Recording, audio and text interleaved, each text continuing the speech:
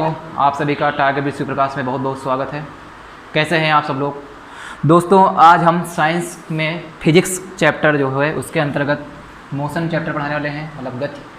अब इसमें ये चैप्टर वैसे देखा जाए तो ये 9th का चैप्टर है, लेकिन ये कंपटीशन की जो परीक्षाओं के अंतर्गत की बहुत ही महत्वपूर्ण चैप्टर है।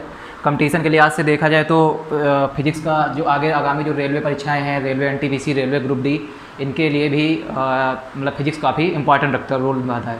तो आज हम इस चैप्टर के अंतर्गत आपको पूरा बताएंगे कि गति क्या होती है, कितने प्रकार की गतियाँ होती हैं। इस चैप्टर के अंदर जो भी आएंगे, मतलब सदिश राशियाँ, अदिश राशियाँ, विस्थापन, है ना, और सारी गतियाँ, हम इनके बारे में सारे डिस्कस करेंगे। ठीक है, तो आइए सबसे पहले हम शुरू करते हैं। तो सबसे पहले हम बात करते हैं गति की, मोशन क्या होता है। ठीक है, तो गति क्या होता है? तो गति का सीधा सा मतलब ये होगा कि जब कोई बिंदु क्या होगा, जब कोई वस्तु एक स्थिर बिंदु के सापेक्ष अपनी स्थिति बदले, तो उसे हम क्या कहते हैं? गति अवस्था कहते हैं। बात समझे मेरी? जब कोई वस्तु एक स्थिर बिंदु की सापेक्ष अपनी स्थिति लगातार बदलता है तो उसे ही हम क्या कहते हैं? गति अवस्था कहते हैं। जैसे समझ सकते हो, जैसे मान लो कि जैसे हम फॉर एग्जाम्पल लेते हैं कि यहाँ पर मान लो कोई आदमी था, ठीक है, मान लो यहाँ पर कोई जो है आदमी था, पहले यहाँ पर था, फिर थोड़ी देर बाद वो यहाँ पहुँच गया, फिर थोड़ी देर बाद वो यहाँ चल पहुँच गया। तो आप ये देख रहे होंगे, यहाँ पर हम मान लो हम यहाँ खड़े होकर देख रहे हैं, मान लो यहाँ पर ये क्या है, ये हमारा, मान लो हम यहाँ से कोई खड़े होकर देख रहा है और ये आदमी पहले यहाँ था, फिर यहाँ पहुँच गया, फिर यहाँ पहुँच गया। तो आप एक चीज़ यहाँ देख रहे हैं कि इस आदमी की स्थिति लगातार, ये स्थिर बिंदु है, इसके सापेक्ष लगातार इसकी स्थिति क्या हो रही है? बदल रही है, चेंज हो रही है। तो ये क्या कहा जाएगा? गति अवस्था में कहा जाएगा। तो बात क्लियर हो गई होगी। अब अगर ये स्थिति ना बदले, मान लो कि ये यहाँ जाए ही ना, यहाँ ही पड़ा है, तो ये इसको कहा जाएगा विराम अवस्था में कहा जाएगा। जैसे विराम अवस्था में बहुत सारी चीज़ें होती हैं, जैसे पेड़ हैं, पौधे हैं, खंबे हैं, है ना, ये सारी जो चीज़ें मतलब अपनी स्थिति ना बदलें तो वो क्या होती हैं? वो विराम अवस्था में कही जाती हैं। सीधी बात समझ गया? नहीं समझ गए? अब लेकिन गति का एक मतलब और भी होता है। गति देखो आपकी क्या होती हैं, कुछ गतियाँ जो है प्रत्यक्ष होती हैं, जिनको हम देख सकते हैं, जिनको हम महसूस कर सकते हैं। जैसे कि हम ये चीज़ बताया, आप देख रहे हैं कि हाँ कोई आदमी जा रहा है मोटरसाइकिल से, या कोई कुत्ता भाग रहा है, या गाय चल रही है, ये सब चीज़ें आप देख सकते हैं। लेकिन कुछ गतियाँ ऐसी भी होती हैं जो अप्रत्यक्ष गतियाँ होती हैं, जिनको मतलब हम केवल महसूस कर सकते हैं, देख नहीं सकते हैं। अब जैसे हम बात करते हैं हवा। अब हवा को आप कैसे महसूस करेंगे? अगर पत्ता ना हिले, पेड़ का पत्ता ना हिले, या कोई ऐसी चीज़ ना पड़े, तो वो आप महसूस ही कर सकते हैं, बल्कि आपको हवा दिखाई नहीं देगी। कभी दिखाई देती है? नहीं दिखाई देती। अगर आप देखते हैं कि जब बहुत तेज़ पेड़ हिलता है तो आपको समझ में आता है कि हाँ हवा की गति क्या है, बहुत ज़्यादा तेज़, मतलब आंधी आ रही है। तो जब धीरे होता है तो आप समझ जाते हैं कि हाँ धीरे है। तो समझ गए? तो ये गतियाँ कैसी होती हैं? अप्रत्यक्ष गतियाँ होती हैं। ठीक है, कुछ गतियाँ ऐसे भी होती हैं, जैसे हमारे शरीर में खून जैसे दौड़ता है, तो ये कैसी गतियाँ हैं? अनवरत गतियाँ हैं ये भी, है ना। और भी चीज़ जैसे हम बता सकते हैं, और भी हम बहुत चीज़ जैसे कर सकते हैं। जैसे हम कह सकते हैं, जैसे पृथ्वी है, पृथ्वी क्या कर रही है? सूर्य के चारों ओर घूम रही है, लेकिन क्या हम अपने आप को महसूस कर रहे हैं? हम भी घूम रहे हैं। क्या आपको ये चीज़ कभी महसूस होती है हम भी घूम रहे हैं? तो नहीं घूम रहे हैं। तो ये हमारे लिए क्या होगी? अप्रत्यक्ष गति होगी। तो अभी हम आगे बात करेंगे। इसके बाद सापेक्ष गति क्या होती है? सापेक्ष गति का क्या बात करेंगे। अब मान लीजिए जैसे आप किसी ट्रेन से जा रहे हो, ठीक है, आप किसी ट्रेन से जा रहे हो, आप ट्रेन में बैठे हो और आप नीचे देख रहे हो कि तो नीचे देख रहे हो तो आपको क्या लगेगा? अब जो नीचे खड़ा हुआ आदमी जब आपको देखेगा तो आपको क्या कहेगा? वो आपको कहेगा कि आप क्या है? गति अवस्था में। या फिर आप कह लें, जब आप चलते हैं कभी भी ट्रेन से, तो आपको ये महसूस होता होगा कि जो भी बगल में भी पेड़ पौधे हैं या आदमी है, वो सब क्या होगा? पीछे छूटते जाते हैं। तो आपको लगता होगा कि ये सारी चीज़ें भी हमारे साथ साथ चल रही हैं। महसूस होता होगा? बिल्कुल महसूस होता होगा। तो क्या वास्तव में वो होती हैं? नहीं होती हैं। तो ऐसी गति जो होती है सापेक्ष गति होती है। सापेक्ष गति का मतलब ये हुआ कि जैसे अगर नीचे वाले के लिए हम क्या है, जैसे हम फॉर एग्जाम्पल आपको बताएं, जैसे हम मान लो ट्रेन में बैठे हैं, हम नीचे वाले इंसान को देख रहे हैं कि हमको लग रहा है कि नहीं वो गति अवस्था में, लेकिन क्या वास्तव में वो गति अवस्था में है? नहीं है। वो सारी चीज़ें क्या है? विराम अवस्था में है। ठीक है, लेकिन जैसे ही हम वहाँ ट्रेन पर बैठे, मान लो हम अपने ही ट्रेन में कोई बैठे दूसरे इंसान को देखते हैं, तो फिर हमें तुरंत महसूस हो जाएगा कि नहीं, हम तो क्या है, हम इसके सापेक्ष क्या है? विराम अवस्था में है। लेकिन नीचे वाला कोई आदमी देखेगा तो आपको क्या कहेगा? कि आप भी ट्रेन के साथ साथ चल रहे हैं, तो आप भी क्या है? गति अवस्था में। लेकिन जब आप देखेंगे आपको महसूस होगा कि नहीं, कि हम तो क्या है? विराम अवस्था में। तो यहाँ पर दो प्रकार की हो गई। तो आप यहाँ पर ये कहेंगे, आप क्या है? ट्रेन के सापेक्ष, आप क्या है? ट्रेन के सापेक्ष तो गति, उस आदमी के सापेक्ष तो गति अवस्था में, लेकिन जो ट्रेन में बैठा हुआ आदमी है उसके सापेक्ष आप क्या है? विराम अवस्था में है। तो ये बात समझ में आई नहीं? जैसे हमने आपको एक एग्जाम्पल और दिया था, जैसे पृथ्वी, हमने कहा था पृथ्वी जो है सूर्य के चारों ओर घूम रही है। तो ऐसा, लेकिन आपको तो लगता नहीं होगा कि हम भी घूम रहे हैं चारों ओर? नहीं लगता होगा, क्योंकि हम भी, ये ऐसा ही हम ले सकते हैं जैसे हमने ट्रेन वाला एग्जाम्पल लिया, हम पृथ्वी के अंदर बैठे हुए हैं और पृथ्वी घूम रही है, लेकिन क्या हमको लगता है हम भी घूम रहे हैं? नहीं लगता है, क्योंकि हम पृथ्वी के सापेक्ष क्या है? विराम अवस्था में है। लेकिन है ना, अगर लेकिन सूर्य के सापेक्ष अगर देखा जाए तो क्या होगा, गति अवस्था में होगा। ये होती है, ये सारी चीज़ें क्या होती हैं, सापेक्ष गतियाँ होती हैं। ठीक है, बात समझ में आई नहीं यहाँ तक। अब आगे और देखते हैं इसके बाद, आइए देखते हैं को तुरंत। हाँ, इसके बाद हम एक और गति के बारे में आपको बताते हैं। जैसे जानते हो कि अनवरत गति, अनवरत गति क्या होती है, अनवरत गतियाँ वे होती हैं जो लगातार चलती रहें, जो लगातार चलती है। जैसे आपकी हो गई पृथ्वी की गति, पृथ्वी क्या होगी, लगातार चक्कर लगाएगी, कभी भी नहीं रुकती है। जैसे हमारे खून का जो गति होगी, खून का जो रक्त दौड़ता है, ये भी क्या होगी, ये भी कैसी गति है, अनवरत गतियाँ हैं। तो ये सारी गतियाँ कैसी होगी, अनवरत, जो मतलब कि लगातार चलती रहें। अब एक और गति के बारे में आपको बता रहे हैं। जैसे कुछ चीज़ें ऐसी भी होती हैं जो गति अवस्था में भी होती हैं और विरामावस्था में भी होती हैं। जैसे आपने एक चीज़ महसूस किया होगा, जैसे कुत्ता है, कुत्ता को आपने देखा होगा कभी कभी क्या होता है, कभी बैठता है, कभी खड़े हो जाता है, कभी बैठे बैठे पूंछ हिलाता है या अपने कान हिलाता है। तो ये भी गतियाँ कैसी होगी, ये इस तरह गतियाँ, ये क्या होगी, विरामावस्था में भी कही जा सकती हैं, ये भी कैसे हो जाती हैं और गति अवस्था में भी हो जाती है। तो ऐसी भी गतियाँ होती हैं कई प्रकार की। ठीक है, अब हम जैसे गतियों को देखें तो गतियाँ कई प्रकार की होती हैं। कुछ गतियाँ क्या होती है, सरल होती हैं, एक प्रकार की होती हैं, कुछ क्या होती है, जटिल गतियाँ होती हैं। अब सरल गतियों से मेरा मतलब ये था कि जैसे सरल रेखी गति, सरल रेखी गति का मतलब ये होता है जब कोई वस्तु का पथ क्या है, सरल रेखा है, मतलब कोई वस्तु सीधे सीधे एक रास्ते में चली जा रही है, तो ये ऐसी गति कैसी कौन सी होगी, सरल रेखी गति होगी। मतलब कि ये कोई वक्र ना हो, मतलब सीधा सीधा एकदम सीधी रोड एकदम जा रही हो एकदम पक्की, तो आप क्या होगी, ये कैसी गति होगी, सीधी रेखी, मतलब क्या होगी, सरल रेखी गति, क्योंकि इसमें कोई भी टेढ़ा मेढ़ा पथ नहीं है। अब दूसरी प्रकार की गति होती है, एक वक्री गति होती है। वक्री गति का होता है, वक्र का मतलब की समझ रहे हो ना, मतलब ऐसे बने है ना वक्र, या ऐसे कोई भी है ना, मतलब वक्री का मतलब समझ गए ना, सीधी जो रेखा में ना हो वो वक्री गति, बात समझ में आई। मतलब कि ऐसे ऐसे जा रहा हो, पथ जा रहा हो, मतलब रास्ता जा रहा हो ना, तो ये कैसी गति होगी, ये होगी आपकी कैसी होगी, वक्री गति होगी, बात समझ में आई। अब इसके बाद एक प्रकार और गति होती है जिसको जैसे हम मान लो कि जैसे हमने आपको एक एग्जाम्पल दिया था कि जैसे पृथ्वी है, सूर्य के चारों ओर क्या आ रही है, घूम रही है। तो जब कोई वस्तु किसी एक निश्चित बिंदु के सापेक्ष क्या करे, चारों ओर घूमे, किसी निश्चित बिंदु के चारों ओर घूमे, तो उसकी जो गति होती है वो कैसी गति होती है, घूर्णन गति होती है। ये भी आप याद रखें, घूर्णन गति होती है ना, कैसी गति होती है, घूर्णन गति हो, जब एक निश्चित बिंदु के चारों ओर घूमे। क्लियर है। एक और गति होती है, एक होती है दोलनी गति। दोलनी गति क्या होती है, जब कोई वस्तु क्या करे, एक कंपन करे लगातार, क्या करे, जब क्या करती है, दोलन करती है। कंपन करने वाली वस्तु को क्या कहते हैं हम, दोलन कहते हैं, मतलब जब कंपन करे ऐसे, तो ये कैसी गति होगी, ये गति ऐसी होगी, दोलनी गति होगी। जैसे पेंडुलम देखा होगा, घड़ी का पेंडुलम आपने देखा होगा, तो उसकी गति कैसी होगी, दोलनी गति होगी। क्लियर है नहीं क्लियर, ये सारी बातें आपको समझ में आ गई होंगी। अब इसके बाद हम आगे चलते हैं, इसके बाद भौतिक राशियों के बारे में बात करते हैं। ये तो आपको समझ में आ गया होगा। अब इसके बाद हम बात करते हैं भौतिक राशियों के बारे में। भौतिक राशियाँ क्या होती हैं, अब जैसे हम बात करें भौतिक राशियों की, तो भौतिक राशियाँ आपकी दो प्रकार की होती हैं। प्रमुख रूप से आपकी भौतिक राशियाँ कितनी होती हैं, दो प्रकार की होती हैं। कौन कौन सी होती है भौतिक राशि अगर बात की जाए, तो नंबर एक जो होती है उसकी क्या होती है, अदिश राशि होती है। नंबर एक क्या होती है, अदिश राशि होती है। और एक दूसरी राशि होती है, उसका नाम होता है सदिश राशि होती है। ठीक है, इसका भी हम आपको बहुत सरल तरीके से बताएंगे। कुछ भी आपको ये बता दें, आपको साइंस में हम कुछ भी रटने को नहीं होगा, जो आप मेरी बात समझ जाएंगे वही चीज़ सही होगा, आपको कुछ रटने का हम नहीं देंगे। ठीक है, अब बात करते हैं अदिश राशियाँ। अदिश राशियाँ कैसी राशियाँ होती हैं, अब देखो अदिश राशियाँ मतलब आपको समझ रहा है कि दिशा का मतलब हटाए, आ का जहाँ आ शब्द जहाँ लग जाए तो मतलब उसका उस चीज़ का अभाव, सा का मतलब होता है उस चीज़ का साथ।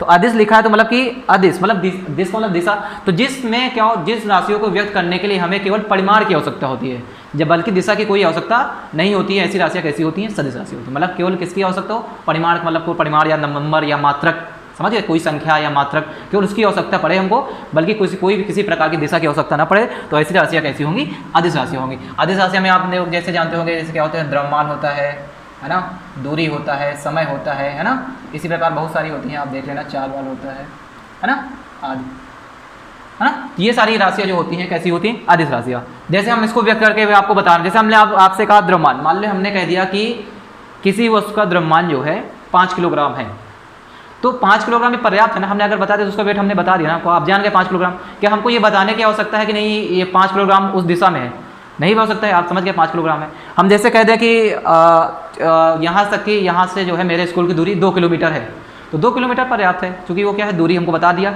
आप समझ गए कि नहीं, हाँ दूरी जो है 2 किलोमीटर है। ये हमने कह दिया घड़ी में इतना समय लगता है, इतने तो आप समझ जाएंगे सेकंड में। तो मतलब इसमें हमको किसी प्रकार की दिशा की आवश्यकता नहीं पड़ी व्यक्त करने के लिए, तो समझ गया ना। तो ये कैसी राशि हुई, अदिश राशि होगी। अब हम बात करते हैं सदिश राशियों की। तो सदिश राशियाँ क्या होती हैं, सात दिश मतलब दिशा सहित। तो कुछ राशियाँ ऐसी भी होती हैं जिनको व्यक्त करने के लिए परिमाण की तो आवश्यकता होगी, परिमाण के साथ साथ लेकिन किसकी आवश्यकता होगी, दिशा की भी आवश्यकता होती है। वे राशियाँ कैसी होती हैं, सदिश राशियाँ होती हैं। ठीक है, तो जैसे हम बात करें सदिश राशियों में आता है आपका विस्थापन हो गया, है ना, बल हो गया, है ना, वेग हो गया, त्वरण हो गया, है ना, और भी सारी चीज़ें होती हैं, संवेग अवेग आती हैं, है ना, ये सारी चीज़ें होती हैं। तो ये सब कौन सी है, इत्यादि ना, ये कौन सी राशियाँ होती हैं? सदिश। और भी बहुत सारी होती हैं, है ना। तो ये सारी राशियाँ कौन सी होती हैं? सदिश राशियाँ। अब सदिश की बात करें आप ऐसे ही समझ जाएंगे, जैसे विस्थापन की बात करें, हम बल की बात करें, जैसे हम आपसे कह दें कि जो है आप 2 न्यूटन का, इस दरवाजे को खोलने के लिए आप 2 न्यूटन का बल लगाइए, तो आप ये नहीं समझ पाएंगे इस 2 न्यूटन का बल कहाँ लगाएं। अब 2 न्यूटन का बल आप उल्टा लगाए दे रहे हैं, तो क्या दरवाजा खुलेगा? नहीं खुलेगा। तो आपको हमको ये जरूर बताना पड़ेगा कि आप 2 न्यूटन का बल लगाइए, लेकिन कहाँ लगाइए? भीतर की ओर 2 न्यूटन का बल लगाइए, तब दरवाजा खुलेगा, मतलब भीतर की ओर। अगर उल्टा लगा दो क्या खुलेगा? नहीं खुलेगा। तो इसमें हमको जो बल आपको बताना पड़ा, आपको वो तो बताना पड़ा कितना न्यूटन आपको लगाना है, लेकिन ये भी बताना पड़ा कि आपको किस दिशा में लगाना है। बात समझ में आई? तो ये आपका होता है बल, ठीक है। तो इसमें हमको दिशा की भी आवश्यकता पड़ी बताने के लिए, इसलिए क्या हो गई है? सदिश राशि हो गई। इसी प्रकार जैसे त्वरण है, त्वरण में भी आपको दिशा है बताना पड़ेगा। विस्थापन है तो किस विस्थापन किस दिशा में, अब जैसे मैं 2 किलोमीटर मतलब पश्चिम की ओर, उत्तर की ओर, है ना, तो ये कैसे हो गया? ये विस्थापन हो गया आपको, ठीक है। तो ये चीज़ आपको समझ में आगे होगी। अब इसके बाद हम आगे देखते हैं, चलो इसके बाद आगे देखते हैं। हाँ दोस्तों, अब इसके बाद हम देखते हैं कि दूरी और विस्थापन के बारे में समझते हैं। क्योंकि सरल लेखी गति के अंदर आप पढ़ रहे हैं तो आपको दूरी और विस्थापन का पता होना बहुत जरूरी है। तो दूरी और विस्थापन क्या होती है, हम इसको बहुत आपको सरल तरीके से बता देंगे पूरा एकदम इनके बारे में। तो दूरी और विस्थापन समझते हैं क्या होती है, क्या चीज़ होती है। अब समझिए, ऐसे हम यहाँ एक ग्राफ बना रहे हैं, इसको समझ, मान लो हम एक लाइन बना रहे हैं यहाँ पर सीधा, ये आपका 0 हो गया। मान लो आपका ये घर है यहाँ पर ना, 1 2 3 4 5 6 7, ठीक है। अब मान लीजिए ये हम दिखा रहे हैं किलोमीटर है, ठीक, किलोमीटर पत्थर है, 1 kilometre 2 kilometre 3 kilometre 4 kilometre 5 kilometre 6 7 8 है ना। मान लो यहाँ पर आपका क्या है, मान लो आपका यहाँ विद्यालय है, ठीक है। यहाँ मान लो है सब्जी मंडी है ना, कुछ भी ले सकते हो, मैं ऐसे एग्जाम्पल। यहाँ मान लो क्या है, ऑफिस है, ठीक। अब दूरी और विस्थापन की बात अगर करते हैं तो पहले हम बात समझते हैं दूरी क्या होती है और विस्थापन क्या होती है, ठीक है। तो गतिमान वस्तु द्वारा जो तय किए गए पथ की लंबाई को ही हम क्या कहेंगे? दूरी कहेंगे। सीधी बात है, अरे दूरी की बात यही तो होगी ना। जितना, जैसे मान लो हमको यहाँ से यहाँ तक जाना है, मान लो यहाँ से हमको ऑफिस तक जाना है, तो हम यहाँ से लेके यहाँ तक की हम जितनी जो इसकी यहाँ से लेके इस पॉइंट से लेके यहाँ तक की जो भी लंबाई होगी, ये हमारी क्या होगी? दूरी होगी। तो गतिमान जो वस्तु की क्या होगी, जो पथ रेखा की जो लंबाई होती है वही हमारी क्या कहलाएगी? पथ की जो लंबाई को ही हम क्या कहेंगे? दूरी कहेंगे, सीधी बात, ठीक है। अगर विस्थापन की बात कही जाए तो विस्थापन जो होती है अंतिम, मतलब प्रारंभिक और अंतिम वस्तु के बीच जो दूरी होती है वही विस्थापन होती है। बात समझे? प्रारंभिक और अंतिम मतलब बस विस्थापन में देखो, दूरी में क्या होता है? पूरा काउंट किया जाता है, लेकिन अगर विस्थापन की बात आती है तो प्रारंभिक बिंदु और अंतिम बिंदु से केवल मतलब प्रारंभिक बिंदु और अंतिम बिंदु के बीच जो होता है वही क्या होता है? विस्थापन होता है, ठीक है। ये हमेशा न्यूनतम होता है। अब जैसे हम आपको एक और समझा, एग्जाम्पल समझा रहे हैं, ये आपको ज़्यादा समझ में आएगा, अभी आप पूरा एकदम क्लियर हो जाएगा। जैसे हम आपसे बात करें कि जैसे कोई आदमी है, पहले वो जाता है यहाँ पर जाता है, सब्जी मंडी जाता है। कहाँ जाता है वो? सब्जी मंडी गया। सब्जी मंडी के बाद वो जाते हो, फिर वो कहाँ गया? ऑफिस गया, ठीक है। कहाँ गया? ऑफिस गया।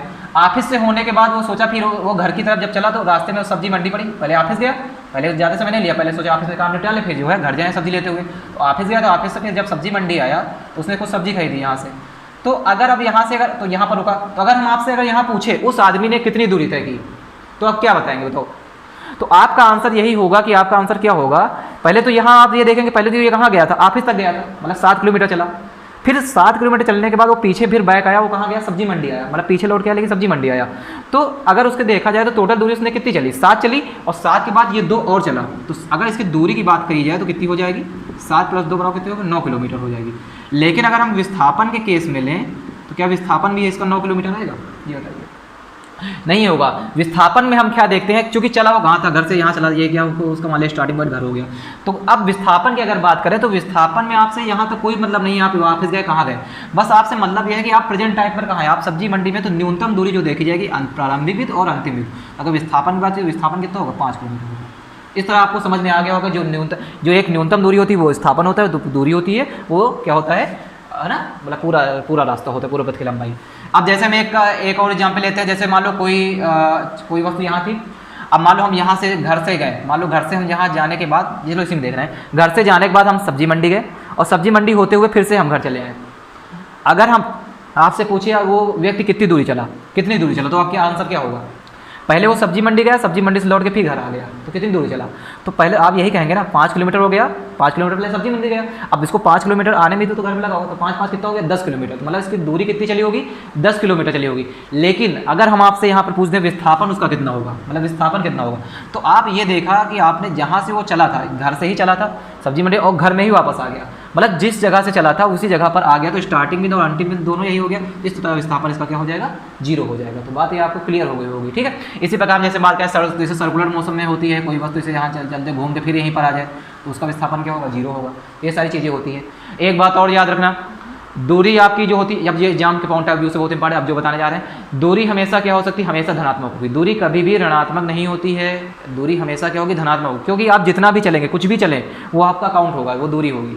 विस्थापन आपका क्या हो सकता है, धनात्मक हो सकता है, ऋणात्मक हो सकता है, शून्य भी हो सकता है, तीनों चीज़ें हो सकती हैं, याद रखना ये भी चीज़, ठीक है। दूरी आपका जो होता है ये क्या होती है, अदिश राशि होती है, विस्थापन आपकी बल्कि क्या होती है, सदिश राशि होती है, ठीक है। तो ये सारी चीज़ें इसमें होती हैं। तो बाकी अब इसका मात्रक की बात करते हैं, तो दूरी का भी अगर मात्रक की बात करें, दूरी भी आपका मीटर से ही नापा जाएगा, विस्थापन भी आपका क्या है, मीटर से ही नापा जाएगा। बस दोनों में डिफरेंस जो था वो हम आपको बता दिए, पूरा अच्छे से क्लियर कर दिए, ठीक है। तो उम्मीद करते हैं कि आपको ये वीडियो अच्छा लगा होगा। ये आज हम यहीं तक रखते हैं, आगे हम इसके फिर देखेंगे कि कौन सी गति होती है, समान असमान गति है, चाल है, दिशा है, वेग है, तो इसका हम अगले चैप्टर में खत्म करेंगे, ठीक है।